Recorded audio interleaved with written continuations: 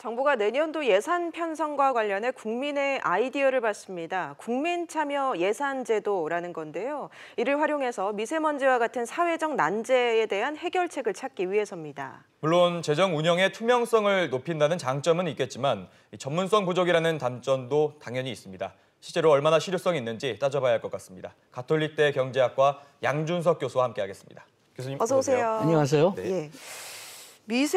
국민 참여 예산제도 좀 생소합니다. 국민이 직접 예산 편성에 참여를 한다는 건가요? 좀 그런 면이 있죠. 그냥 국민이 이제 예산 사업을 제안을 하고 그다음에 여기에 대해서 논의, 그다음에 우선순위 결정에 아주 적극적으로 참여를 할 수 있는 제도를 얘기하고요. 참여하는 방법도 아이디어 제공은 누구나 다 할 수 있고, 그다음에 심사는 임의적으로 선택한 국민들 300명단의 심의단이 있고, 그다음에 또 1000명의 설문조사를 하고, 그런 식으로 국민들이 참여를 해가지고선 정책을 만들어서 그것을 이제 그 본 예산에 포함시킨다. 네. 그런 취지로 하는 정책이고요. 예. 그래가지고선 그 2017년에 시범 실시를 했고, 2018년에 이제 본격적으로 그 전면 도입해서 2019년 예산에 지금 18년에 나온 제안들이 이제 선택된 건데, 시범 사업 2017년 때는 6개 사업을 발굴해서 422억 원을 반영시켰습니다. 예. 6개 프로젝트에 대해서요. 그런데 2017년 본 예산이 428.8조 원인 것을 고려하면은 전체 예산의 한 0.001%였어요. 예. 그다음에 2018년에 3월 15일서부터 4월 15일간 한 달 동안 1,206개 아이디어들이 접수돼 가지고 그중에서 39개가 선정돼서 그렇게 해서 그 2019년 예산 835억 원이 반영됐다고 하는데, 이게 본 예산 469.6조 원의 한 0.018% 정도 됩니다. 예. 그래서 아주 예산 전체적으로 본다면 그렇게 크다고는 할 수 없지만은 네. 그 국민들이 자기네들의 그 목소리를 좀 던질 수 있다. 그런데 좀 의미가 있는 것 같고, 그 다음에 내년에 할 프로젝트, 그걸 지금 찾고 있는데 2월 13일에 시작해서 4월 15일까지 아마 갈 겁니다. 네, 이제 대한민국 국민이라면 누구나 국가 예산에 대해서 의견을 낼 수 있고 이렇게 참여를 할 수 있다는 거지 않습니까?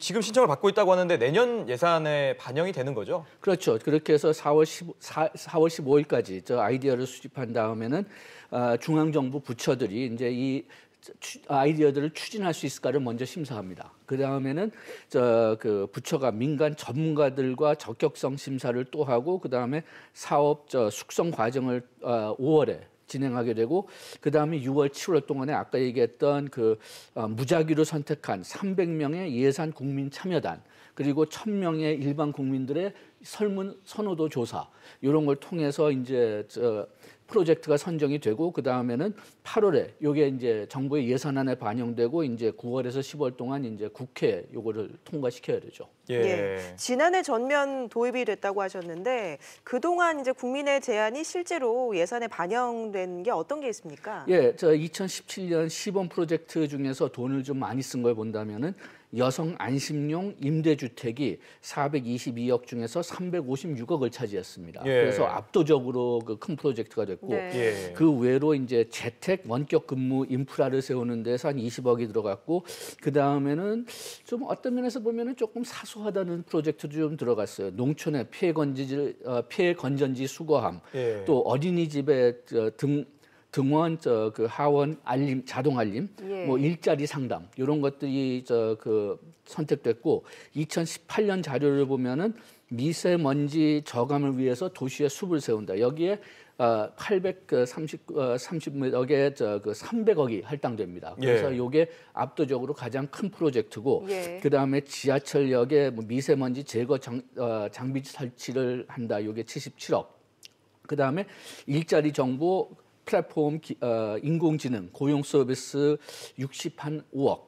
그 다음에 납세자 세금 신고 지원 요게 한 50억. 네. 그 다음에 방사선 건강 영향 평가가 한 33억. 문화재로 인한 국민의 재산 피해 예방 한 30억. 이런 식으로 좀 어떤 면에서는 분야가 좀 다양하긴 하지만은 그렇지만은 좀 미세먼지, 그리고 여성과 어린이 보호, 장애자 보호, 그리고 문화재 관련 사항 이런 데에 좀 예산들이 많이 집중되고 있습니다. 네, 교수님 말씀하신 것처럼 이 예산이 미세먼지와 관련된 예산으로 좀 집중이 돼 있는 것 같거든요. 그런데 이제 실제적으로 이렇게 주변에서 이 제도를 알고 있는 사람들은 많지는 않은 것 같아요. 예, 아무래도 저 사업이 좀 적고 그 다음에 정부가 그렇게 아주 적극적으로 홍보는 하지 않은 것 같아요. 이게 저 문재인 대통령의 공약으로 시작된 제도긴 하고 그 다음에 지방 정부에도 좀 어느 정도 저 지금 도입된 정책이긴 하지만은 그렇지만은 여기 제도에 대해서 아는 그 사람들이 좀 그렇게 많이 없으니까 예. 그러니까 좀 활용도가 좀 약간 좀 미미한 기분도 좀 들고요. 그 다음에 이러한 지금 원래 국민 예산 참여자 제도의 취지는 둘 중에 두 개인 것 같아요. 네. 첫째는 지금까지 국민들이 많은 관심을 가지고 있는데 그런데 국회나 정부에서 예산을 제대로 반영하지 못하는 분야가 혹시 있느냐? 그거를 좀 파악하고 싶은 분야인데 지금 얘기한 분야들을 들어보면은 뭐 어떤 면에서는 정부가 그렇게 무시한 분야는 아니거든요. 예. 그래가지고선 좀 중복되는 경향이 있지 않나. 그리고 또 최악의 경우에는 뭐 국민 예산 참여 제도로 이렇게 하고 있으니까 우리 본 예산에서는 뭐 다른데 집중해도 되지 않겠느냐. 좀 그런 인상을 좀 심어줄 수 있는 좀 위험이 있지 않나. 좀 그런 염려가 조금 들긴 하고. 그 다음에 또 두 번째 이 제도의 취지는 새로운 정책을 한번 실험적으로 도입해보자. 새로운 예산 프로젝트를 좀 새로운 실험으로 좀 한번 해보자. 예. 좀 보통 국회나 정부가 좀 이걸 해야 될까 안 해야 될까 좀 모르는 프로젝트나 아니면 진짜 국민들이 참신한 아이디어를 가지고 한번 던져보는 그런 정책 실험의 무대가 그 하나의 목적이 될 수가 있는 것 같은데 조금 아쉽지만은 지금 얘기했던 그 분야들 미세먼지, 장애인, 어린이, 예. 여성 지원 이런 것들이 특히 최근에 와서는 그렇게 무시되고 있는 분야는 아니거든요. 예. 그렇기 때문에 새로운 실험을 하는 취지가 조금 좀 막히지 않았나. 그래가지고선 이게 좀 어떤 단계에서 좀 막혔는지 그러니까 국민들이 그런 제안을 안 했는지 예. 아니면은 정부 차원에서 요거는 좀 어렵다 아니면 요건 좀 하기 싫다 그래가지고선 잘랐는지 그걸 좀 알고 싶네요. 예. 네. 조금 전에 이제 관련 홈페이지 화면이 나가기도 했는데 제가 잠깐 들어가 보니까 지금 공감을 많이 얻고 있는 게 담배꽁초 수거 사업이더라고요. 여기에 예산 투입되는 거 어떻게 보십니까? 뭐 국민들이 원하면 할 수 없죠. 예. 뭐 이게 아무래도 우리 민주주의 국가에서는 국민들이 원하는데 자원을 좀 많이 투입하게 그렇게 되게 돼 있지만은 그렇지만은 진짜 담배꽁초가 그렇게 심한 문제인가? 우리나라 미래에 그렇게 좀 중요시 될 수 있는 문제가 거기에 대해서는 조금 좀 의심이 가긴 하는데 네. 이런 제도의 큰 약점 중에 하나가 뭐냐 하면은 장기적으로 필요한 그런 정책에 돈을 가지 않고 오히려 눈에 보이는 것 아니면은 지금 일시적으로 관심이 가는 분야 그런데 돈이 쏠릴 가능성이 좀 상당히 좀 있거든요. 예. 특히 장기적으로 보는 전문가나 뭐 장기적인 경험이 있는 그런 공무원 전문가들이 참여하지 않는다면 그냥 일단 눈에 보이는 것, 나한테 직접적인 영향을 주는 것만 일단 신경 쓰고 보자. 담배꽁초가 좀 그런 사례가 아닌가 조금 염려되긴 합니다.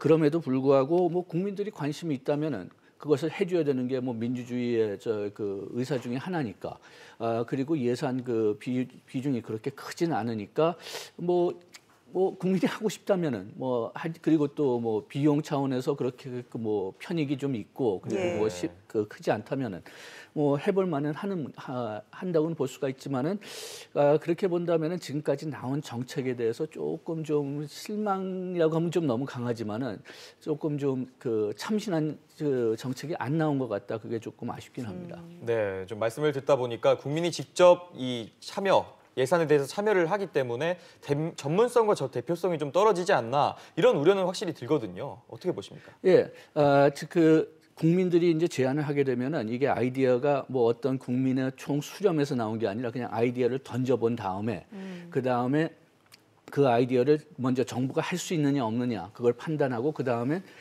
아까 얘기했지만 300명의 위원회 그리고 1000명의 설문조사 이렇게 해서 한 1300명이 참여하는데 이분들이 첫째로는 그 국민들의 대표성을 그렇게 보완하느냐. 그렇게 해서 지금 뭐 위원회나 그 설문조사 대상을 늘리려고 한다는 얘기도 있다는 것 같은데요. 그렇지만 그것보다 더 중요한 것은 우리가 어떤 면에서 본다면은 뭐 정치나 정책을 할 때 리더십이 뭐냐, 우리나라가 진짜 필요한 게 뭐냐.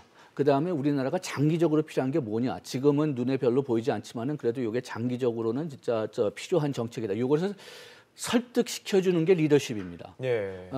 그런데 이러한 제도가 나온 그 이유 중에 하나가 그런 리더십을 확실히 보여주지 않아 가지고선 이런 제도가 나오지 않았나. 그리고 국민들이 진짜 원하는 것이 좀 너무나 정부나 의회에서 막히지 않느냐.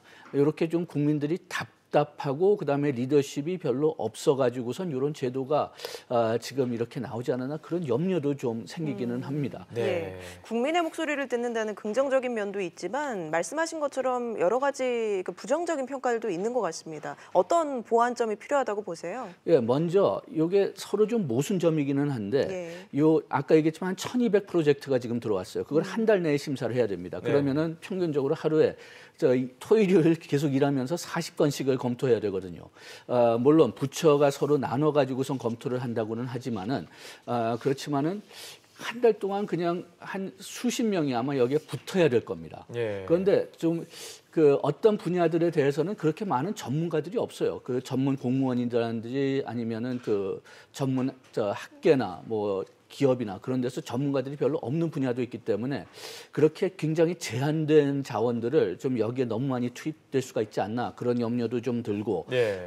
그다음에 일단 통과시켰을 때 아까 얘기했지만은 기존의 예산을 어차피 주려고 했는데 그런데 이쪽에서 예산 이야기가 나오니까 그러면은 이쪽에서 다 처리하게 하고 우리는 본 예산에서는 더 이상 이 분야를 다루지 않겠다. 그런 그 왜곡 현상도 조금 나오지 않을까 좀 그런 걱정도 좀 들고요. 네. 그래가지고선 좀 아까 얘기했지만 조금 그 자원이 모자라다고 해서 좀 모순적이긴 하지만은 이런 프로젝트를 우리가 왜 해야 되는지 그리고 우리가 왜 이 프로젝트를 그 부처 차원에서 선정을 했고 전문가들이 왜 이걸 네네. 지지하는지 그런 좀 더 자세한 사항이 나왔으면은 좀 그래도 이 제도의 취지를 살릴 수 있지 않을까. 네. 그래서 조금 좀 모순적인 면이 있지만은 어떤 면에서는 전문가들이 너무 적다. 그렇지만은 좀 더 전문적인 심사가 필요하다. 예. 그런 좀 모순적이지만 좀 그 두 개가 필요한 그 사항인 것 같습니다. 알겠습니다. 알겠습니다. 지금까지 가톨릭대 양준석 교수와 함께했습니다. 말씀 고맙습니다. 네, 고맙습니다.